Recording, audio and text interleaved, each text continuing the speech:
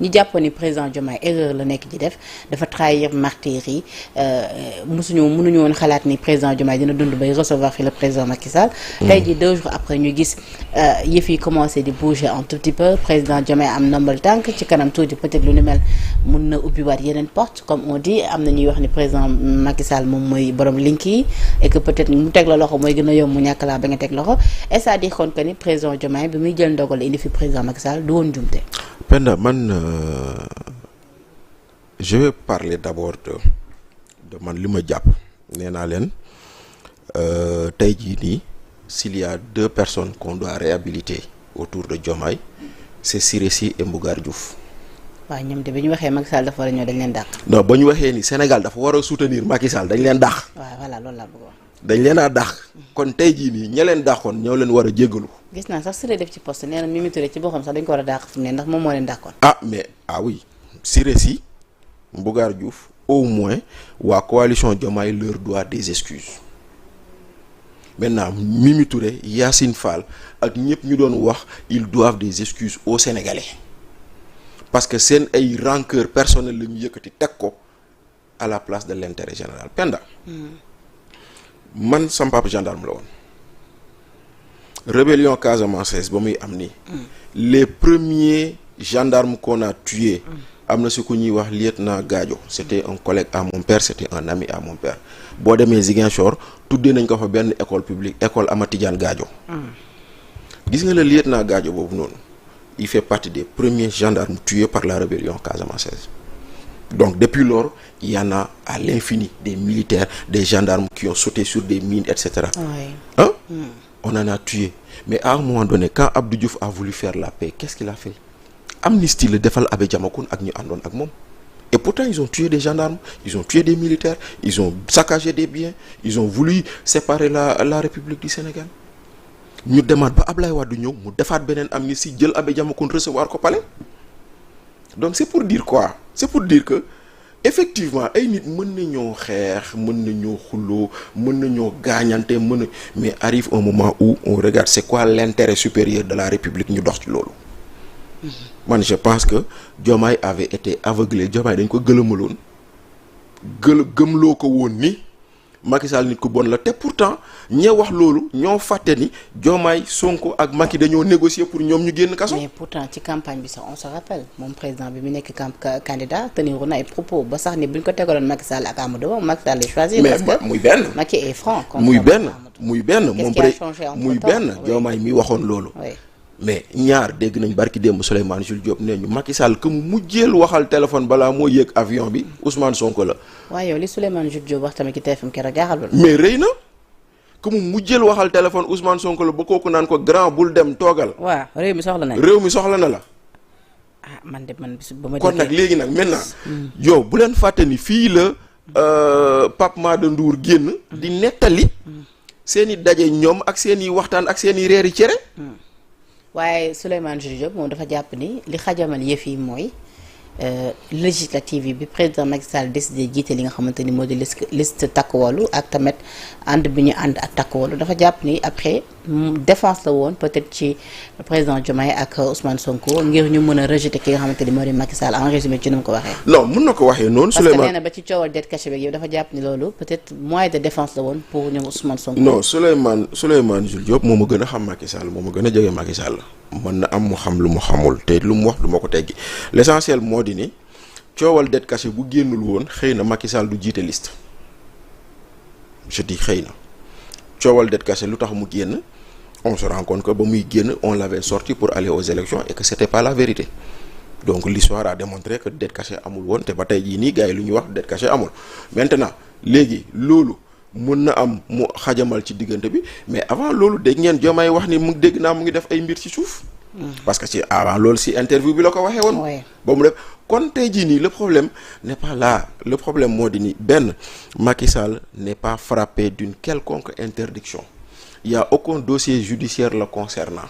loolu la Yankhoba Diémé wax. voilà te lu Yankhoba Diémé wax ñun fii lañ toog ci plateau yi wax ko. ñu ne leen loolu il y a aucun dossier judiciaire le concernant. vous aviez la possibilité yéen ñii di wax naan Macky Sall moo rey nit ñi de ne pas de revenir sur la loi d'amnistie vous ne l'avez pas fait tey jii ñuy yuuxu ñëpp bu ñu waree am ku ñu war a mere Pastef la parce que Pastef moo am possibilité de mettre en accusation Macky Sall sur des accusations yu nga xam ne def nañ ko te defuñu ko. Et pour preuve quand Guy Marius Sagna ba ñu génnee waxu dette cachée mu dugal projet de résolution de mise en accusation contre Macky Sall kan moo ko annulé bureau assemblée nationale kan moo nekk ci bureau assemblée nationale Pastef. kon Pastef moo bañ ñu poursuivre Macky Sall Pastef boobu ko bañ nag moo nekk di mbubboowoo la misère et la détresse des personnes blessées des décédés ak yooyu. du ko jéem a dóor ci kaw Macky Sall. il joue à quoi finalement Pastef sachant que ni am nañ moyen wu def li ñu war a def. et que loolu bu ñu ko defoon comme ni nga ko rappelé léegi Macky Sall doon woon mën a teg tànkam peut-être ci mim réew defuñu ko et pourtant ba tey ñoom dañuy continuer de soutenir que ni justice doit être rendue tey ji au martyr dañoo war a leeral mbir yi président Macky Sall waru fi ñëw parce que dara dafa takk ci loxoom ak yu ni mel. lenn dinaa la ko wax dinaa masawu ñi nga xam ne seen ay mbokk wàññeeku nañ ci dinaa masawu ñu si am ay gaañu dinaa masawu ñi am ci ay loraange mais dinaa leen wax ni yéen perte nañ ma baal nag ci wax ci.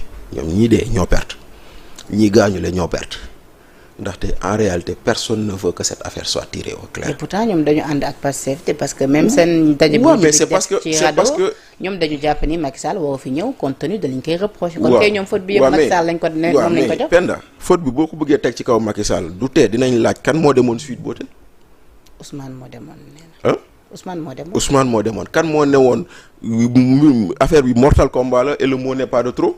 Ousmane moo waxoon. kan moo ne woon nu mu tuddati plus moor yi di am plus ñuy teg pression ci Macky Sall. kan moo ko waxoon. Ousmane. alors kon léegi maintenant est-ce qu'on doit tout prendre et mettre sous le dos de Macky Sall. waaye ñoom est-ce qu'on doit pas boo leen waxee dañ lay wax ni la Ousmane bi muy wax loolu ci beneen dafa am contexte bu amoon moo tax. waaw mais léegi nag contexte boobu amoon ba Ousmane wax loolu moo jur contexte bi taxoon ñi fi taxaw jàmmarloo ak ñoom. et pour preuve ma jox la ñaari exemple ba fi étudiants yi yëngatoo. ba muy am nit ku génn àdduna. xaw ma naka ba yàlla na ko yàlla yërëm. oui Ablaye Ba. contexte boobu amoon du si nguuru Diomaye ak Sonko la. est-ce que taxul ñoom ñu génn wala dañuy bàyyi nit ñi ñu saccager dëkk bi. loolay benn ñaar bañ fi ne dañuy voter loi bii nga xam ne day modifier constitution bi. opposants yi demoon assemblée. lu ñu leen def gazé par lacrymogène jàpp leen. et pourtant. il défendait la constitution et en défendant la constitution il défendait la position du président Diomaye te terewul état dafa def liggéeyam mais maintenant après loolu est-ce qu'on va dire que dañoo war a bàyyi ay nit ñu saccager rëkk bi non l'état a fait comme il se devait mooy maanaam y a des gens sortis de nulle part venus avec une idée de déstabiliser la République de d'affaisser nos institutions et l'état a fait face. léegi nag Bachir ñu ñëw nag ci Ali Kalaj gi nag. mooy. ñëw président. waaw. akay bii. ndam li Bachir ndam li rëy na. waaw Sénégalais yi kontaan. man gis naa ay nit yu àndul ak Macky Sall sax keroog dañu kontaan parce que ñoom dañu focus ci candidat bi nga xamante ni moo war a représenter Sénégal foofu ca national ak Afrique war nga képp. gis nga ñoom xoolatu am ñoo xamante ni xoolatuñu Macky Sall mi fi nekkoon président wala njiital APR ñoom lu ñu xool mooy Macky Sall la Sénégalais. gis nga mbay la Macky Sall mu ngi wër àdduna bi di présenter sa candidature.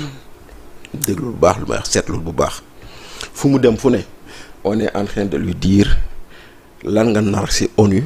nan nga ko nar a defee koo ciy àndal. noo koy defee yan moyen la laaj. mooy maanaam les gens sont en train de l'interroger ou de le questionner sur son programme. fenn rek la ñëw ñu ne 86 morts muy Sénégal. muy Sénégal dëkkam. kon ça veut dire que li fi xew. mu nekk Sénégalais ma ne c'est-à-dire que fii li fi xew. soxalul kenn. xanaa ñoom dañoo parce que bu leen dañoo comprendre enjeu yi. non da nga war a comprendre ni benn le Sénégal fait 19 millions de personnes. dans une Afrique qui fait 1,5 milliard de personnes. 19 millions 1,5 milliard. dans un monde qui fait 7 à 8 milliards de personnes. Le Sénégal fait 192 000 kilomètres. là où le Mali fait des millions de kilomètres l'Algérie fait des millions de kilomètres. kon xoolal ñun as toq lañ ci àdduna bi. moo tax lu ñuy wax nii di ko yuuxu nii nga gis ay Seydi Gassama yi ay Guy Marius Sagna yi di si yuuxu. fii la yem. weesuwul fii mais ñoom li ñu wax sax c'est passé inaperçu. mais c'est tellement passé inaperçu. que ñun rek ñoo koy waxtaanee. billaay te ñun lu ñu si wax wolof lañ ciy làkk. dañ ciy cof rek génn kon ça veut dire que nañu xam ni du loolu moo mën a gàkkal Macky Sall. Ouais. Maintenant nag Macky Sall. ñëwam Sénégal. dafa am pour man ñaari jàngat. waaw nañ ko dooree ci ñëw gi nag yow tamit. bul cof forme bi. ndaw dafa am jet privé bi bleu bi. waaw dafa jet privé bi. wàcc bi. gis naa taw genn bi picc yi naaw tamit. gis naa kenn ku ma ne ku ma gis kenn ku ne dafa sàcc suñu avion dafa sàcc suñu xaalis jënd jet privé te xamuñu jet privé bi Ouattara moo ko moom waa Côte d'Ivoire ñoo ko moom. c'est à la demande de Macron. mais Macky Sall sax moom war na am moyen yu ko jum ji. mais loolu la wax c'est à la demande de Macron que Ouattara a mis un jet privé à la disposition de Macky moom lay tukkee. ñu dégg naa ñenn ñi naan fu mu jëlee xaalis mais yow di nga nekk candidat Nations Unies te du am ku la jàpp ku la dimbale ci réew mi. nga nekkoon président ay président di la soutenir. waaw xanaa président bu la soutenir bu ne sax bu yëkkatee 1 milliard jox la sax nga am loo campagne. Macky Sall sax bu jëndu jet privé moom la neex. moom la neex kay. wax dëgg vraiment yàlla kon nag léegi. xanaa président Diomaye sax war na war a mën a jënd jet privé. wax dëgg président de la république. wàcc na aéroport. wàcc bu rafet. wàcc bu rafet. bu civilisé bu civilisé. te nag président de la république ba muy wàcc aéroport. bii nga xam ne c'est un aéroport militaire. en jet privé. Diomaye la neex. président Diomaye. waaw président Diomaye la neex. parce que avion tëbu rek ne cëpp egg ci réew. déedéet balaa ngaa départ di nga joxe plan de vol. di nga wax ñaata nit di nga joxe manifeste ñu ne ñaata nit ñoo ne ci avion bi kan ak kan la. fan ngeen départ fan ngeen jëm. boo fa jógee foo jëm. ñu autoriser la ngay soog a atterrir. kon ça veut dire. day wone ni. ñëw président de la république Macky Sall. fekk ci président de la république Bassirou Diomaye. lu leen indi woon fii dëgg. benn xam nga la joxante loxo nuyoo fi nit ñi ñu filmer ko. mu ñëw tamit un vendredi. waaw un vendredi saint sol yére bu weex wane ni jàmm rek. joxante loxo. xam nga tamit en communication. yére yeeg yëpp colline beeg yëpp day wax lépp dafay joxe. regarde par exemple. si lu ngay wax teint Macky Sall teint bi. waaw. Bachir na la jox li muy diwoo teint bi. non Macky eau minérale lay sangoo moo tax. xam nga les choses ont leur sens xoolal d'abord balaa Macky Sall di ñëw dafa bind lettre. adressé ko Sénégalais yi. ne leen maa ngi ñëw je viens pour quelques heures damay ñëw seet si président de la République. yéen militants yi dinaa jël beneen jamono ñëw seet si leen. xam nga loolu la wax. kon boo ko décortiquer mooy wooteew ma mobilisation. mais terewul mobilisation fekk si na ko. dëgg la muy benn. beneen bi président de la République. accueil bu mu am lu mu rëy boo xoolee sur sa page Facebook benn moo la fa def merci. billaay ndeysaan. waxul. dafa toog bàyyi ba président Bassirou Diomaye wax. ba pare moom muy soog a def publication sur sa page